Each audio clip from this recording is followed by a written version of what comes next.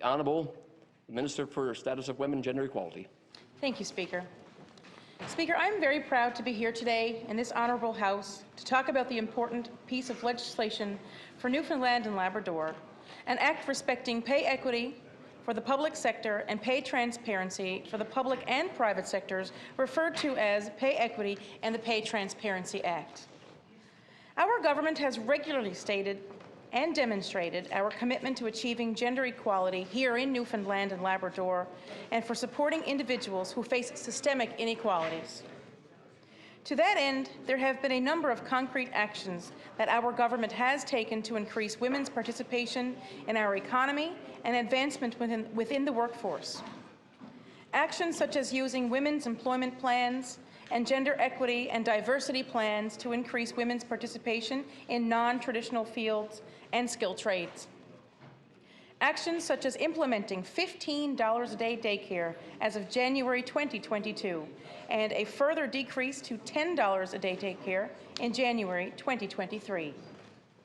Actions such as investing $750,000 in Sandpiper Ventures to support and address early-stage financing for women in the province's growing technology sector. Actions such as providing funding for the Office to Advance Women Apprentices, which helps women find and maintain employment in the trades. These are just some of the initiatives our government has implemented that are directly supporting gender equality and the economic parity. As Minister responsible for women and gender equality, I have been mandated to work toward advancing the economic security of women in the area of pay equity.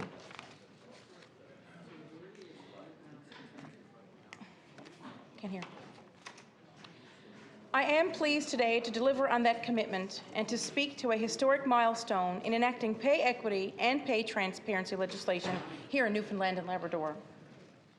There are groups of people in our province who have been disproportionately impacted by inequitable and unfair payment practices, particularly women and gender diverse people.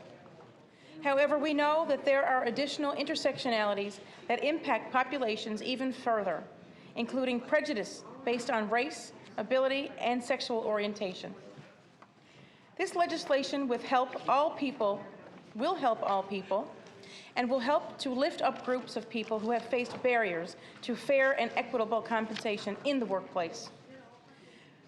When people are empowered in their lives and are able to access fair wages, they have more control over the choices that they make for themselves and for the way that they want to contribute to society. Speaker, there is nothing to be lost from supporting pay equity and pay transparency legislation. However, there is a large opportunity lost by maintaining status quo. It is as simple as this. When people aren't able to fully participate in the workforce in an equitable, meaningful way, we are not meeting our full socioeconomic potential as a province. That has net negative impacts on people, on communities, and our economy. Equitable pay practices benefit everyone. Workers are able to work in a fairly compensated environment, and workers have the tools to justify their payment practices. This can also be a valuable recruitment tool for employers to showcase their wages and their job postings, and to shed light into compensation of their workforce. When used to their full potential, pay equity and pay transparency mechanisms can foster diversity, inclusion, and a more respectful workplace. There have been many organizations and community-based agencies who have added their voice and their energy to the discussion on pay equity, and I'd like to share my gratitude for their dedication and their support. The Provincial Advisory Council on the Status of Women and the St. John's Status of Women Council in particular were and remain to be vocal advocates for pay equity legislation. I thank them, as well as other community groups and individuals, for their enthusiasm and for exercising their democratic right to engage with our government and advocate for the needs of women and those who have faced marginalization here in our province. Speaker, this legislation has been a prominent topic of conversation both in this House of Assembly and within the general public over the past 12 months, and I would venture to say decades, since the 80s. The importance of equitable and fair payment practices have been at the forefront of many conversations. I'm optimistic that as we rebuild in a post-pandemic society, we are able to have meaningful conversations about how to address inequities. One of few positive outcomes of the COVID-19 global pandemic was that it brought to the forefront some of the challenges that were being experienced in the workplace and in our homes. We heard people facing challenges with violence, increased mental health needs, and uncertainty about finances. We saw parents struggling to balance the needs of family and work, which were often both occurring in the same place at the same time due to isolation measures. As our province returns to a sense of normalcy, we are able to pinpoint ways that our government can support and reinforce structures that allow for fair payment practices that empower workers who are looking to attach or advance within the workforce. The proposed Pay Equity and Pay Transparency Act will allow government to outline provisions to support fair compensation practices here in our province. The legislation being presented includes criteria to determine the value of work performed, provisions for pay equity for the public sector, provisions respecting pay transparency for the public and private sectors, and outlines offences and Lieutenant Governor and Council regulating making authority. Speaker, components of this bill will allow us to join a list of provinces and territories across Canada who have enacted pay equity and pay transparency legislation in various forms. Manitoba, New Brunswick, Nova Scotia, and Prince Edward Island have enacted pay equity legislation for the public sector. Ontario and Quebec have enacted pay equity legislation for the public and private sectors, and the Government of Canada has enacted pay equity legislation for the federal public sector and federally regulated private sector. The pay equity provisions within the proposed legislation recognizes the importance of work done within various jurisdictions through our nation and focuses on the fundamental components that are crucial to pay equity. A key component of this bill, Speaker, is enshrining in law the 4 criteria required for pay equity compliance. Those criteria are skill, effort, responsibility, and working conditions. In order for a public sector employer to become pay equity compliant, those 4 criteria must be used to determine a job's value within an organization. This is prominent and important to ensuring that an unbiased lens is determining the value of a job in a workplace. As the largest group of employees in the province, there is an inherent value of implementing pay equity legislation first within the public sector. Speaker, within the core public sector, the job evaluation system is used to classify employees using the 4 objective criteria outlined in this legislation. This means that 85% of the core government employees whose jobs have been classified for the job evaluation system can be confident that their compensation is indeed pay equity compliant. A portion of the core government employees are classified using the HAY system, which will undergo an evaluation to integrate the 4th job classification criteria to ensure pay equity compliance.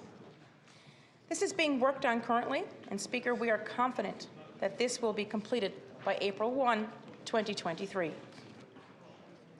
The pay equity provisions outlined in the bill will apply to the executive branch, legislative branches, including statutory offices, and various public bodies, including Crown corporations, agencies, boards, commissions, municipalities, health authorities, school districts, Memorial University, and College of the North Atlantic. Pay equity provisions for public bodies outside of government departments will come into force when proclaimed by the Lieutenant Governor in Council. The pay equity provisions in the proposed bill will not apply to public sector employers with less than 10 employees. The bill will require public bodies to prepare pay equity reports and deliver them to a pay equity officer appointed under the Public Service Commission Act, and the Minister of Finance and Treasury Board will be required to make these reports public.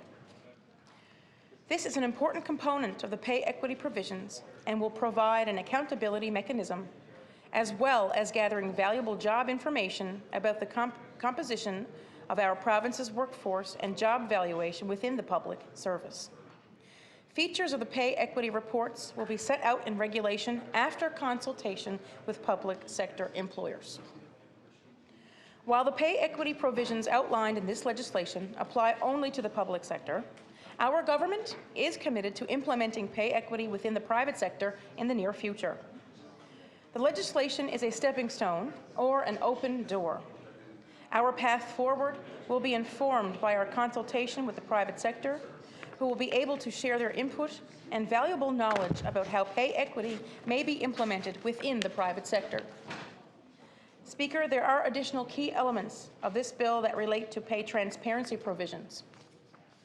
British Columbia, Alberta, Manitoba, Ontario, New Brunswick, and the Government of Canada have all legislation within elements of pay transparency for the public sector. However, the bill that our government is proposing today has strong elements of pay transparency that will be in place in Newfoundland and Labrador and will place us as a leader among the few jurisdictions with the perspective of pay transparency for the public and private sectors. This proposed legislation has 4 key pieces of pay transparency. The first, and perhaps the most impactful element, will impact all Newfoundlanders and Labradorians, is that employers will be required to state an expected salary or salary scale for all publicly advertised job positions. This provision will empower job seekers to determine which jobs meet their criteria for expected salary. It will also provide employers with the opportunity to highlight their own competitive wages or value propositions. Another important part of this proposed legislation would require that employers not seek pay history information from applications, and the employers not threaten or penalize employees for actions related to pay transparency, such as disclosing their pay to another employee. Speaker, these elements of the proposed bill are crucial to empowering employees in the workplace and ensuring their past income will not necessarily impact their future earning potential. While this legislation is sure to have positive impact within our province, we also recognize that there are details that require input from stakeholders in order to create strong regulations. Our government will consult with employers from both the public and private sector to inform components of the regulations for both pay equity and pay transparency. Details such as timelines for implementation, as well as reporting frameworks, will be outlined after consultation processes has been complete. We recognize that there are many stakeholders within the public and private sector who will be able to share valuable input during consultation, and we look forward to working collaboratively with them throughout the process. Thank you, Speaker. It is certainly a historic day here in our province, and I'm very proud to be bringing in this legislation, to be introducing it along with my team, of course, and our Premier. I look forward to the debate here in the House of Assembly. And on that note, Mr. Speaker, I will take my seat. Thank you.